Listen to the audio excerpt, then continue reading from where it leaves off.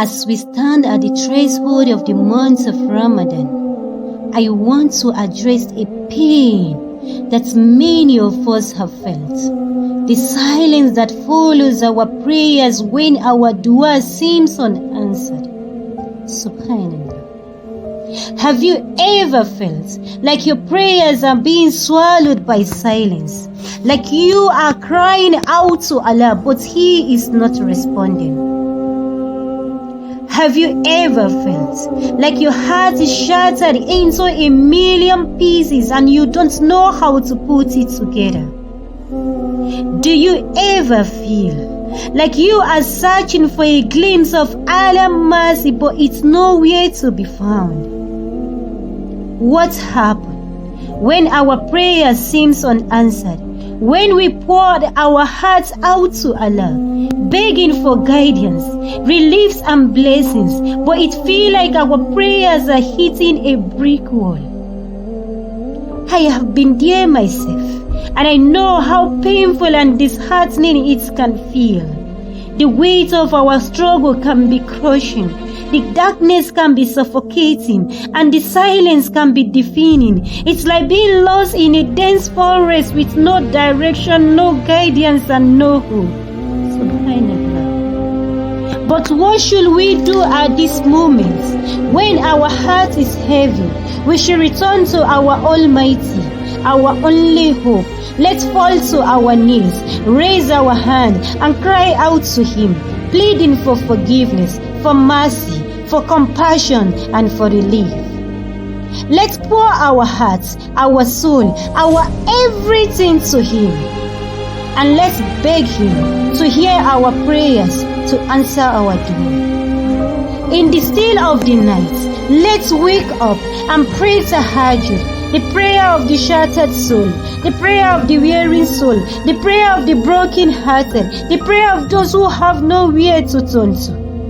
Then we should prostrate before Him, vulnerable, submissive, helpless, and hopeless, and plead to Him to take control, to guide us, to protect us, and to bless us.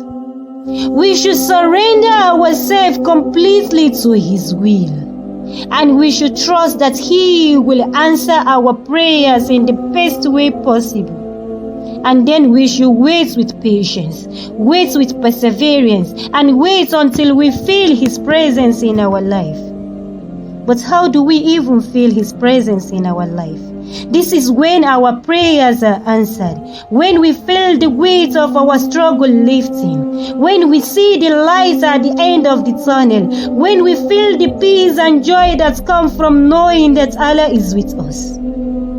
As the Quran says, and indeed with hardship comes ease, in Quran 94 verse 5. This verse has become mantra for me, a reminder that every difficulty is an opportunity for growth, learning, and purification, and I want you to adopt the same. As our beloved Prophet Muhammad sallallahu alaihi wasallam said, the dua of a servant is granted in one of the three ways. Either it is granted immediately, or it is stored for him in the hereafter, or it is used to repel some harm from him. So let's make dua with sincerity and conviction. Let's pray with passion, with persistence, and with patience. Let's hold on to hope. Let's cling to faith. And let's remember that when our dua seems unanswered are not punishment but preparation. Because He does those He loved most and prepare them for a greater purpose. Just as gold is purified in fire, our faith is refined in the furnace of trials. So don't lose heart, don't give up, and don't forget Allah's plans is always bigger than our prayer. Keep praying, keep trusting, keep praying, keep hoping, for Allah's promise is clear, and indeed with hardship comes ease.